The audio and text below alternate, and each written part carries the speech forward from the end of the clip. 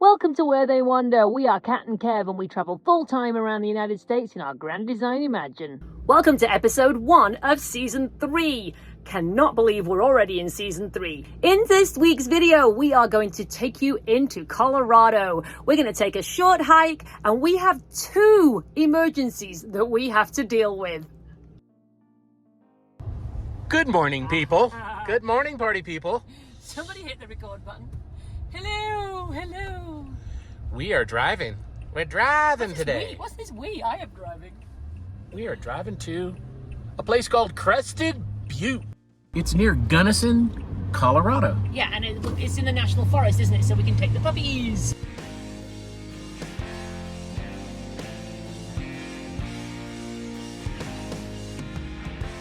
We found the trailhead parking, but it's actually past the trailhead. So we're going to go back on ourselves and find the trailhead. We are at Peanut Lake Trailhead, and we're going to take a lower loop. Like I say, it's 7 miles, but I think we're going to do that today. This hike starts off at 8,888 feet. Whew. So it's already quite thin air up here. That's quite a high altitude to start a hike. But this is an easy hike. It's relatively flat, apparently, so let's go find out. Bailey's leading the way. Or should I say Bailey's dragging me along this hike. Okay. Look at it though, it's gorgeous. Look at this. That's the Crested Butte right there.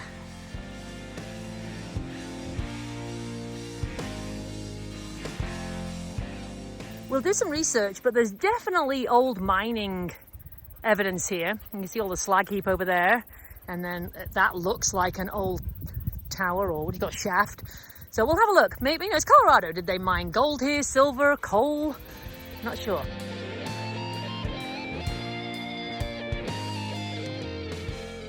Uh-oh, more bikes. Up, up, up. Wait. Good morning. Good morning. You are welcome. There's a lovely little stream that crosses the trail here. But Bailey's getting a drink. Stop for the dogs. All right, is that enough? You had enough drinks? Okay, let's go then.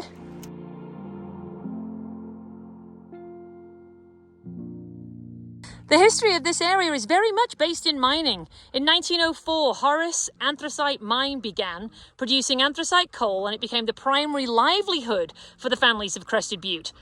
That happened until 1920, when it was renamed the Peanut Mine. It was productive for a number of years. It employed about 60 men in the area. It was closed in 1955. In the 1960s, they operated another mill around here, not a mine, but a mill, which processed gold and silver from the surrounding mountains. In the 1970s, reclamation began. The challenge was to make it this a loop trail and reclaim it for hikers and bikers, and look at it now. It's absolutely beautiful. They did a great job.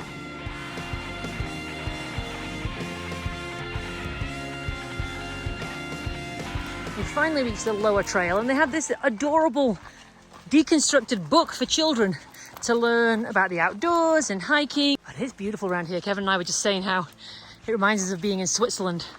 Now, I say reminds us, we've never actually been to Switzerland, but so reminds us is probably the wrong word. It feels like the photographs we've seen of Switzerland. Austria. Yeah, Kev said Austria, like he knows that one either. I'm sorry, what was that, babe? The hills are alive. One of the other industries that they brought here after the mines closed and they did the reclamation project was winter sports. You can do a lot of skiing and snowboarding and stuff. Bailey found a little bit of water here, and he doesn't want to drink it, but he does want to play in it. What are you doing, Boo? Oh, you're gonna lie down. Okay, that's probably not your best choice ever on a hike, Bailey, but you are incredibly cute, so. We made it to the Slate River, and look at this beaver dam. And then the beaver house is over here. Let me zoom in a little bit. Isn't that awesome? And he's made this deep lake over here that I know not just the dogs, but Kevin also wants to go swimming in.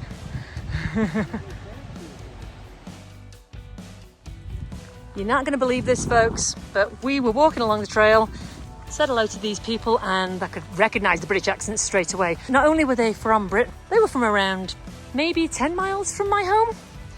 What are the odds? In the Rockies, in Colorado, and you meet someone from your hometown 6,000 miles away.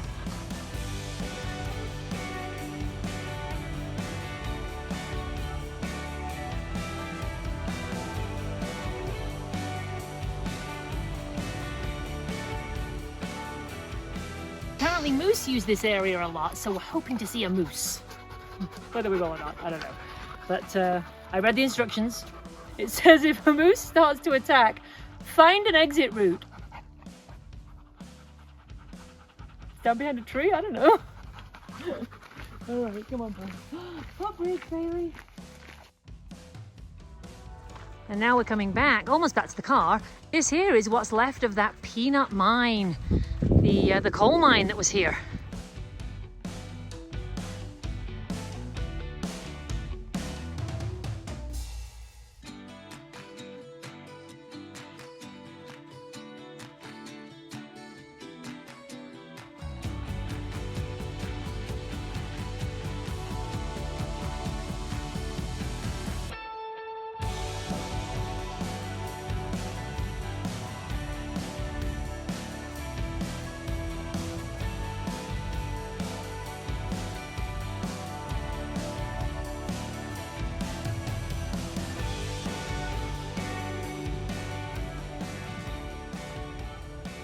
As you can see by the relive video, this hike is super close to Gunnison. This is Gunnison, and it is an idyllic mountain town. However, we had the dogs with us, and as much as we would have loved to have stopped at one of these roadside restaurants or cafes, they don't do well in crowds and around other dogs. But if you are in this area, definitely come and visit Gunnison. It is a delightful town.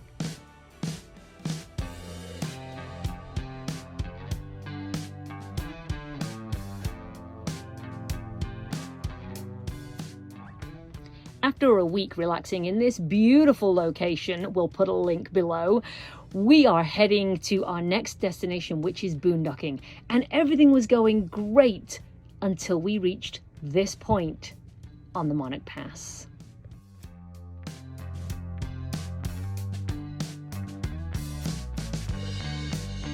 So we're coming down the pass, and we decided to stop and check the brakes because they are smoking. They're not smoking as bad as they were, but oh my goodness, they are hot. So we put a block in and we've just put it in park, and we're hoping to let them cool off a little bit. Can you see the smoke coming out of there now? Yeah, there we go. Well, that was terrifying. We were coming down this hill, we got up it okay, no problem, and we were coming down and everything was okay, but we got in behind this big rig, like a huge tanker, and he was doing 22 miles an hour. I had to keep my foot on the brake, even in low gear. And so we found this pull out, and Kev said, you need to pull over, we need to check these brakes. And the minute we stopped, poof, smoke everywhere. I had my hand on the fire extinguisher, and thank God, everything's fine. We're just gonna give it half an hour. And then we should be okay to go again. What a place to break down though. Look at this. There is a river down there. I'm not quite sure you can see. Let's see. All the way down there. Look at that. Yeah. So we are up here with this dude. We're all waiting for our brakes to... Cooling our brakes down. I'm going to interject here because I think it's hugely important to tell you what actually happened. We had recently had our truck serviced whilst in Colorado. And it wasn't until days after this event that we realized they had reset our trailer brakes to 0 to 5,000 pound. So the trailer brake was set for a trailer less than 5,000 pound, and our trailer weighs almost 9,000 pound. So this was the issue. We didn't realize they were going to do that. And since that time, we have since upgraded our brakes to heavy duty towing brakes. So back to the video and we'll show you what happens next.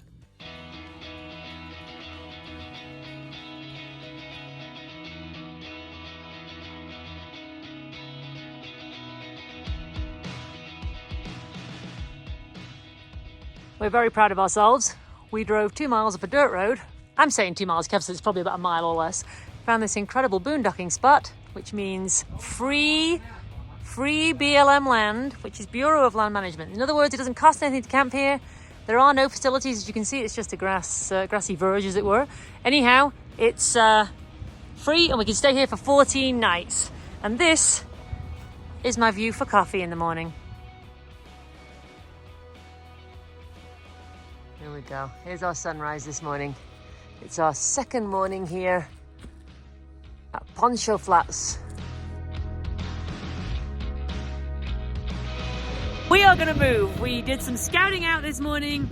We drove all the way down and into the trees. We drove over to this side. We drove up that way, and we've decided up that way, even though it's a little more treacherous with the truck, we're going to move. So this is beautiful, but we can't sit outside. It's just too windy. So here we are now, packing up after 3 nights and going over there for another 4 nights. But this is our site. But as you can see, we're just so open here, and we're kind of at the top of a crest. So we drove all the way down here.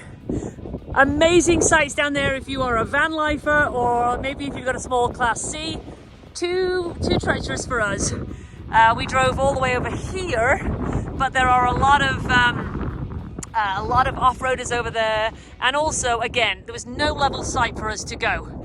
And then we drove this way. There are some amazing sights to the right of these woods, but we're going all the way up here.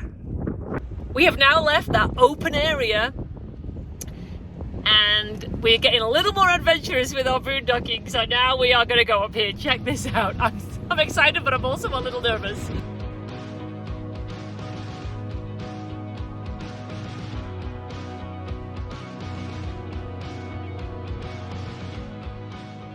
There are some great spaces down here, but sadly they are taken. And then there's this huge super space here that this guy's got. But we're now going up here.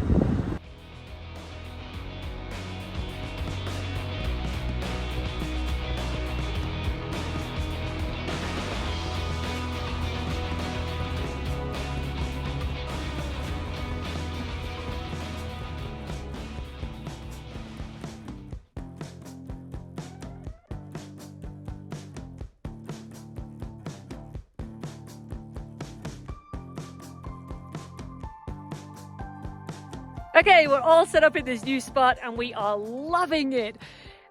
Just getting more adventurous with boondocking is so exciting for us. You know, this is a brand new rig to us. Well, actually, she's a year old now, but we've only been on the road 5 months, and this is our first adventure really into boondocking with the rig. So to take this chance and come up a little further into the wilderness, there are trees. It is still breezy, but it's not just that constant blowing wind. So let me show you around the camp where we've moved to. This is where we're at now, see? So we still have these spectacular views, but we just have some trees and a little bit of shelter from the wind. We came up a lot higher, but then we kind of dipped back down into the woods again. So we don't often move midweek when we're already set up somewhere, but this was just too good to pass up. And again, just to be out of the wind and a little bit more secluded. We were right on the main road, so although there wasn't an awful lot of traffic, we did get people passing us. And then you got to be a little bit conscious of the dogs and so on, with people walking there at their dogs. So this is very secluded, and it's wonderful.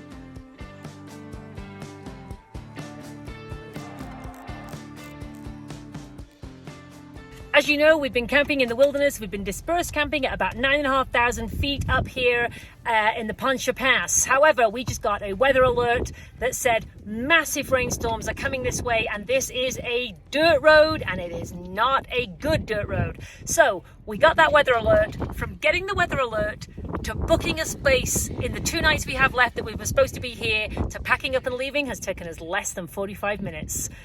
Let's get out of here before the rain comes. Check out the rainbow. Oh my goodness. We can see purple in the bottom of that. I don't know when it's going to come out in the video though. Oh my gosh. Beautiful. Look at that. We don't have any rain yet, but it must be raining over there.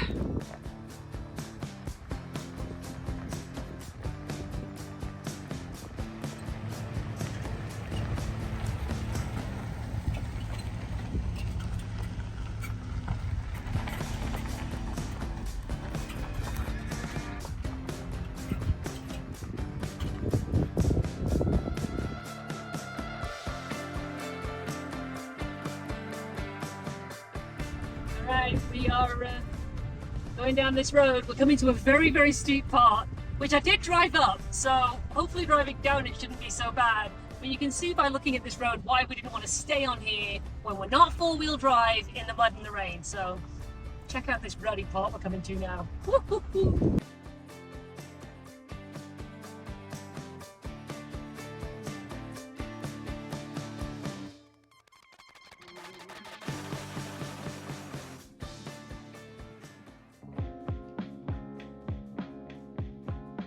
We've stopped here at this staging area right at the bottom of the dirt road. Whew, that was, we were 2 miles in and that was pretty hairy. But the reason we've stopped is because we're going to put our anti-sway bars on, because when we're off-road like this, we take those bars off so that way the trailer can move a little bit more independently. Otherwise, you run the risk of cracking your frame or breaking your bars. So we're now going to put them back on because we're just about to head onto the highway.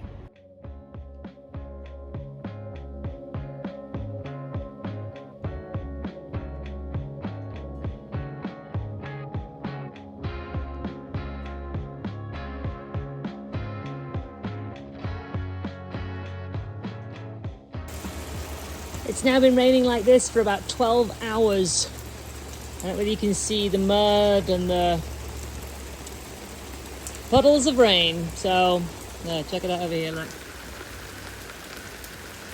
We are very glad we are no longer on a dirt road up in the wilderness. But the sad thing is today we have to pack up in this. We hope you've enjoyed our first few days in Colorado. Join us next week as we share more of our Colorado adventures when we visit Denver and the famous train in Durango. Until then, we'll see you on the trail.